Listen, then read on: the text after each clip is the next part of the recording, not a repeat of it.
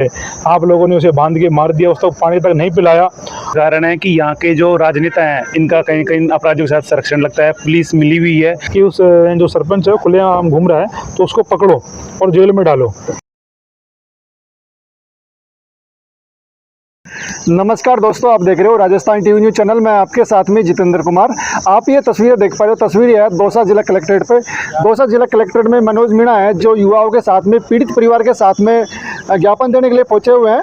और ज्ञापन की बात करते हैं जो दौसा जिले के अंदर बांदुगी की बात करते हैं, गुड़ा कटला की बात करते हैं, इसके अलावा भावता भावती की बात करते हैं। दिनों दिन अपराध बढ़ रहे हैं, उन्हीं अपराधों को खिलाफ कार्रवाई को लेकर के ये ज्ञापन देने के लिए पहुंचे हुए हैं। नमस्कार जी मनोज जी। नमस्कार मनोज जी, आप आज ज्ञापन देने के लिए पहुंचे हो, किन मांगों को लेकर पहुंचे हो, बात करते हैं तो? देखो, ऐसा है, दौसा में अपराध लगातार बढ़ रहा है और लगता है कि यहाँ जंगल राज चल रहा है, कानून व्यवस्था ठप हो चुकी है। आए दिन यहाँ घटनाएं हो रही है। आपने देखा होगा हाल ही में पिछले दिनों बांदीकुई में दिनेश मीणा नामक व्यक्ति को पेड़ के बांध के मार दिया जाता है। तो मैं आपसे पूछना चाहता हूँ कि अपने राजस्थान में दौसा में कानून व्यवस्था कोई नाम की चीज है भी कि नहीं है? भाई, आप कौन होते हो ये निर्णय लेने वाले, सजा देने वाले, फैसला करने वाले? ये व्यक्ति गलत है, सही है? आप लोगों ने उसे बांध के मार दिया, उसको पानी तक नहीं पिलाया। और जब हम वहाँ 2 दिन धरने बैठे न्याय की मांग को लेकर, तो पुलिस के आला अधिकारियों ने कहा कि हम तमाम जो भी आरोपी हैं उनको पकड़ेंगे। और उन्होंने कहा हमने सबकी गिरफ्तारी इसमें करी है। बाकी 9 लोग नामजद हैं, 5 लोगों को पकड़ा है पुलिस ने। अच्छी बात है, लेकिन 4 लोग अभी भी फरार है।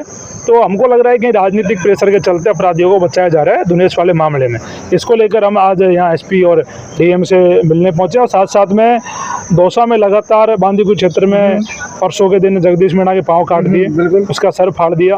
तो कहीं ना कहीं लगातार अपराध चरम सीमा पर है। लवाण में पहले 1 महीना पहले 25 का गैंगरेप हो गया। तो दौसा में इस प्रकार की घटनाएं पहले कभी नहीं होती थी। अपराधी बेलगाम घूम रहे हैं। पुलिस प्रशासन कहीं ना कहीं ध्यान नहीं दे पा रहा है, उनकी लापरवाही है। तो एसपी साहब से तमाम मामलों में मिलकर बात करिए। और एसपी साहब ने आश्वस्त किया है कि जल्दी तमाम मामलों में जो आरोपी है उनकी गिरफ्तारी होगी और कानून व्यवस्था को लेकर जो उचित प्रबंध है वो करेंगे। और प्रयास कर रहे हैं कि तमाम लोगों को तमाम मामलों में पकड़ा जाए। मनोज जी, मैं दिनेश मीणा वाले मामले को लेकर बात करूंगा। दिनेश मीणा के मामले में एक बताया जा रहा है कि कोई सरपंच वगैरह है जो फरार चल रहा है, आरोप लगाए जा रहे हैं उनको पर, कमेंट में भी कर रहे हैं फेसबुक पर। क्या चल रहा है, क्या है सरपंच का मामला? देखो, ऐसा है, कोई स्थानीय सरपंच है, वो भी उसमें शामिल है। तो कहीं ना कहीं वो खुले में घूम रहा था। परिवार की पीड़ा थी कि उसको पकड़ा जाए, और सबकी पीड़ा थी। कल मैं बैठक में भी गया था, परिवार ने कहा कि उसको पकड़ा जाए। और एसपी साहब से भी हमने निवेदन किया है कि उस जो सरपंच है खुलेआम घूम रहा है तो उसको पकड़ो और जेल में डालो। वो उसमें कहीं संलिप्त है। अगर परिवार का कहना है कि वो ये कह रहा है कि इसको पेड़ से बांधो, तो कहीं ना कहीं वो वहाँ पे जज बनने का उन्होंने काम किया है। वीडियो जो वायरल हो रही है उसमें काफ़ी लोग नजर आ रहे हैं, सिर्फ 5 लोगों की गिरफ्तारी नहीं, बाकी ये तो इसीलिए तो हम यहाँ पे आए हैं कि बाकी लोगों को पकड़ो, गिरफ्तार करो।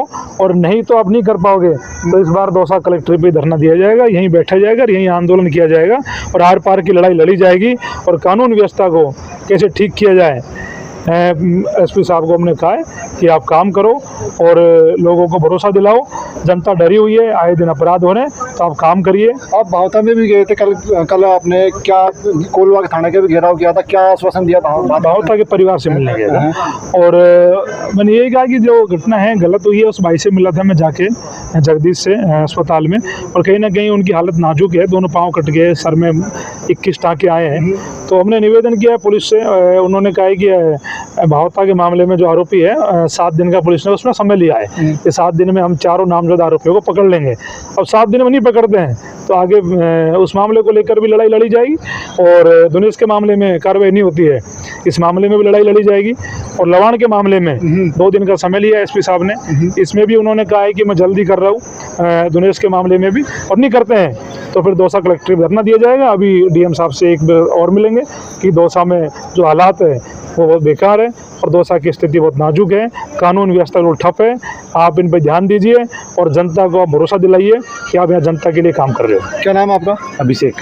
आज ज्ञापन देने के लिए पहुंचे हुए, काफ़ी वारदात ऐसी हो रही, किस तरह देखते हो? ये बांदीकुई में लगातार 200 क्षेत्र में लगातार वारदात हो रही हैं। इसका मुख्य कारण है कि यहाँ के जो राजनेता हैं इनका कहीं कहीं अपराधियों के साथ संरक्षण लगता है। पुलिस मिली हुई है, लगातार ऐसी घटना अपराधियों में बिल्कुल डर खत्म हो चुका है। पुलिस हमारा कुछ नहीं करेगी, जिसके कारण ये लगातार घटनाएं घट रही है।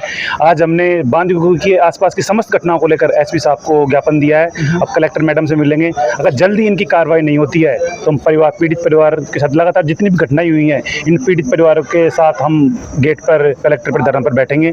और मैं हमारे क्षेत्रीय विधायक भागचंद तागड़ा जी से भी कहना चाहूँगा, आप वोट लेने के लिए तो अंत तक पहुँच जाते हो, लेकिन आप पीड़ित परिवार से 1 किलोमीटर दूर मिल नहीं सकते। क्या आपका अपराधियों के साथ संरक्षण है? अपराधियों के साथ मिली भगत है? इस कारण लगातार अपराध बढ़ रहा है। सुबह अपराध खत्म होता है, शाम को दूसरा अपराध सामने आ जाता है। अपराध चुनौती दे रहे हैं भागचंद तागड़ा को कि हमको रोक के दिखाओ, और भागचंद तागड़ा कहीं ना कहीं उनको संरक्षण दे रहा है। राजनीतिक संरक्षण कारण लगातार अपराध बढ़ रहे हैं। अगर ये जल्दी ये समस्या ठीक नहीं हुई तो हम सभी मिलकर यहाँ पे धरने पर बैठेंगे। जी ओपी जी, आप भी यहाँ पर मौजूद थे धरने में, काफ़ी आपने नारे लगाए थे, बात करते हैं तो धरने को लेकर।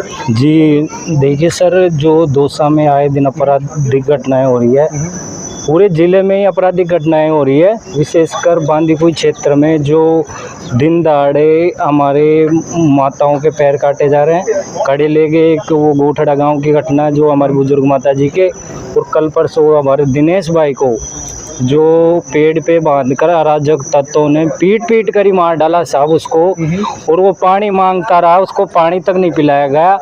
और ये ऐसी अराजक सरकार आ गई भजनलाल जी के नेतृत्व में, जो गुंडा राज पनप गया पूरे क्षेत्र में, पूरे दौसा जिले में गुंडा राज पनप गया। आए दिन कोई ना कोई आपराधिक घटनाएं हो रही है। हमारे कल जगदीश जी हमारे बावता गांव में बांदीकुई में उनके पैर काट दिए गए। आपने वो वीडियो देखे होगी किस तरीके से उसके कुल्हाड़ी से वार किया गया है, उसके दोनों पैर काट दिए। वो जेएन अस्पताल में भर्ती है। हमारी यही मांग है साहब, ये अपराध कम हो, यहाँ से दौसा जिले से शांति का वातावरण हो, अमन चैन स्थापित हो। और ये दौसा के जो नेता सोए हुए हैं, जो हमारे वोट ले लेते हैं बोले बाड़े लोगों के, और दुख सुख में साथ नहीं आते, हमारे की इतनी बड़ी बड़ी घटनाएं हो जाती है। कोई भी क्षेत्र का सांसद और विधायक जिनको हम चुन के भेजते हैं, वो हमारे दुख सुख में साथ आके खड़े नहीं होते।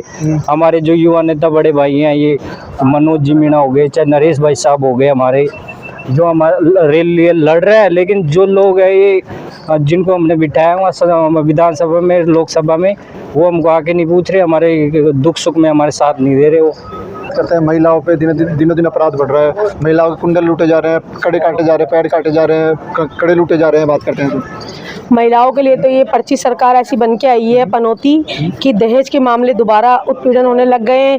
आज आपने देखा होगा करौली में अपनी अन्नू मीणा, मतलब अपने राजस्थान में मैं मतलब किस किस बहनों का नाम लूँ जो दहेज की बलि चढ़ रहे हैं, ससुराल वालों के उससे प्रताड़ित होकर उन्हें फांसी लगानी पड़ रही है। और मतलब पर्ची सरकार इतनी घटिया निकलेगी, हम इस बारे में सोच रहे थे। पहले बच्चों के साथ इन्होंने पूरे राजस्थान में घटनाएं बढ़ रही हैं, अपराध बढ़ रहा है, नशा बढ़ रहा है।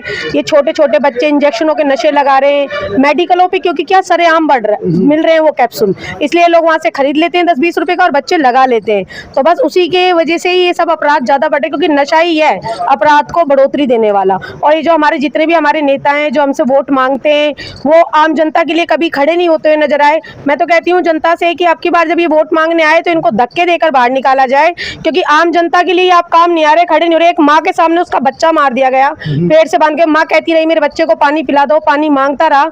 लेकिन कितनी मतलब बांदीकुई दौसा में इतना ज्यादा अपराध बढ़ चुका है। एसपी साहब को ज्ञापन सौंपा, अगर नहीं हमारे इन पे कार्रवाई होगी तो हम यही धरना देंगे कलेक्टर पे, और अब बार धरना नहीं देंगे, ढंग से ही धरना दे देंगे। और विरोध प्रदर्शन बहुत ही जोर शोर से चलेगा, और राजस्थान की पूर्ण जनता ही परेशान है इस पर्ची सरकार से, इसको उठा के फेंकना ही है। जी दोस्तों, ये तस्वीरें आप देख पा रहे हो, तस्वीरें है दौसा जिला कलेक्ट्रेट पे, जहाँ पर मनोज मीणा के नेतृत्व में जो पीड़ित परिवार है, जो दौसा जिले की बात करते हैं, इसके अलावा बांदीकुई, गुड़ा, काफ़ी क्षेत्र की बात करें जहाँ अपराध दिनों दिन बढ़ रहा है, उसी को लेकर के यहाँ पर ज्ञापन देने के लिए पहुँचे हुए हैं।